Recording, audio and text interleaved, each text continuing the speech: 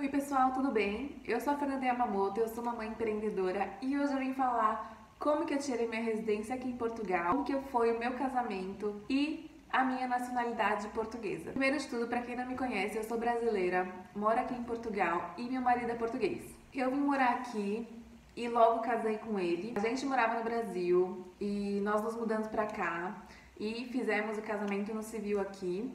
E assim eu consegui dar entrada no reagrupamento familiar por casamento. Uma dica que eu dou, que eu fiz errado quando eu cheguei, meu voo vinha por Madrid. Então, para dar entrada na Europa, eu passei pela alfândega de Madrid, carimbaram meu passaporte lá, e eu chegando aqui no Porto não sabia que tinha que dar entrada no país. Por isso minha residência atrasou um pouco. E o que eu tive que fazer?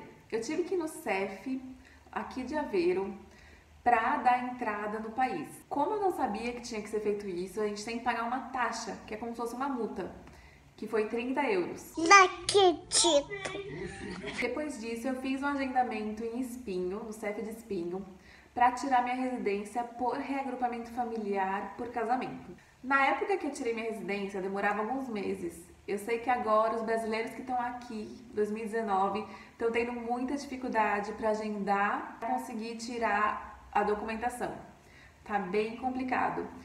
E o mais chato é que se você não tem isso, é arriscado você sair, cruzar a fronteira de Portugal para voltar, porque eles podem ver sua documentação, ver que você tá ilegal, mesmo não tendo oportunidade de fazer um agendamento no CEF e podem te deportar ou tem outras consequências legais, multas e várias coisas. Antes de falar sobre como foi a minha entrevista no CEF, eu vou falar um pouquinho como que foi o casamento aqui em Portugal.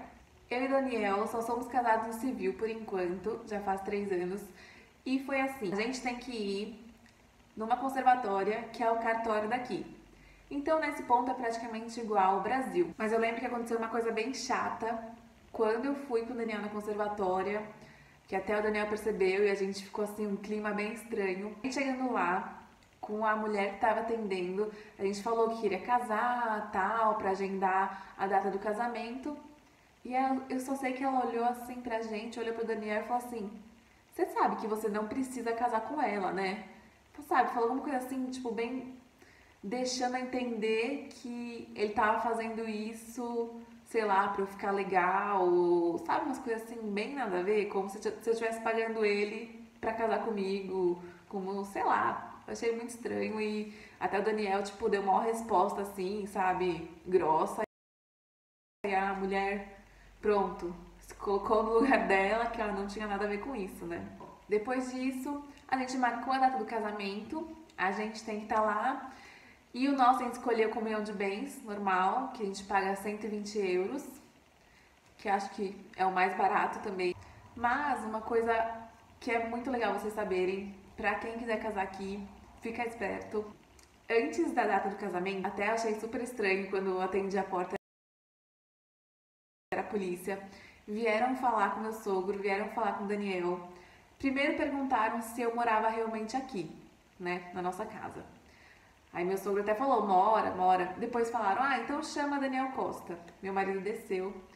Ele começou a perguntar, então a Fernanda é o que sua?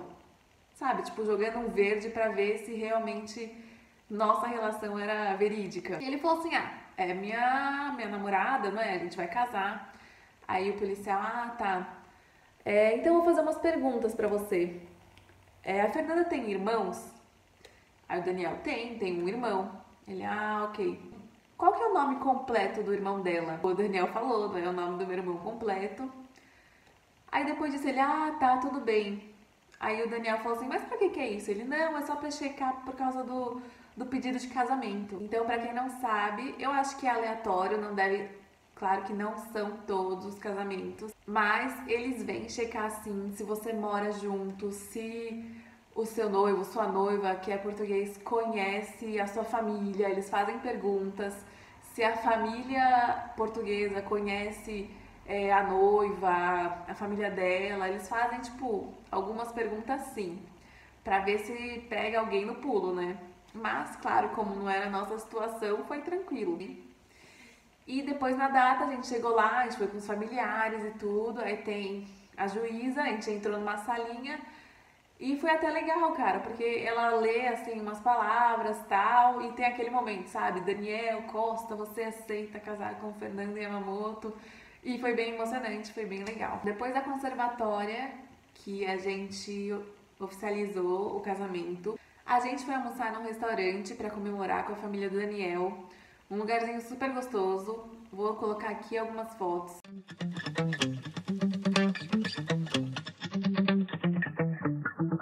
Spent 24 hours, I need more hours with you.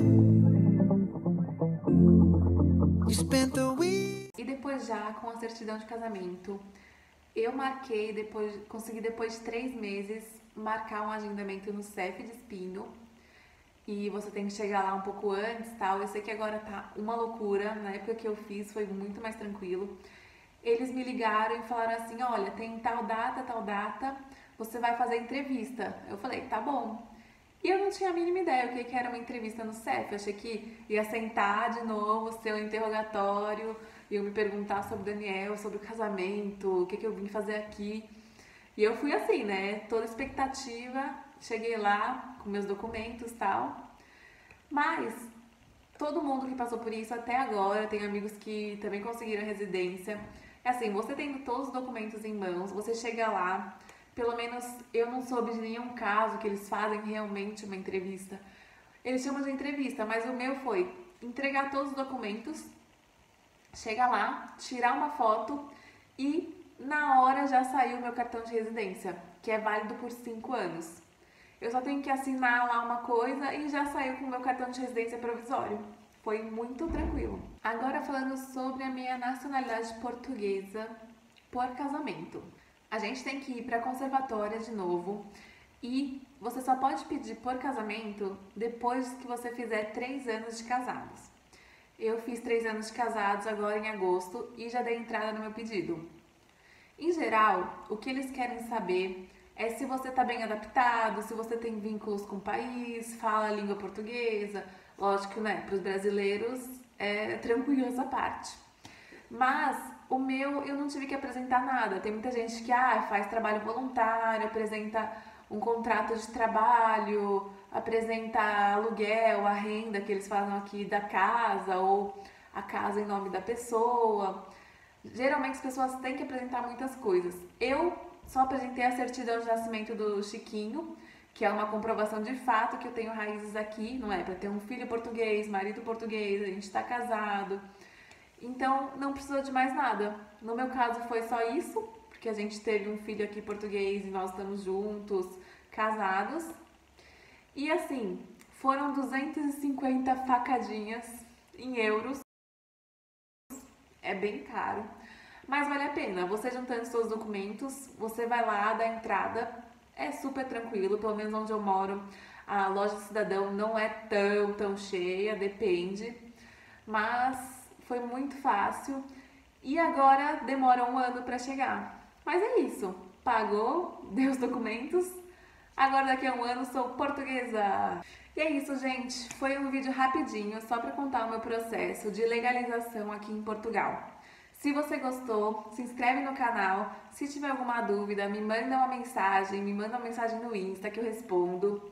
É isso. Beijos. Tchau, tchau.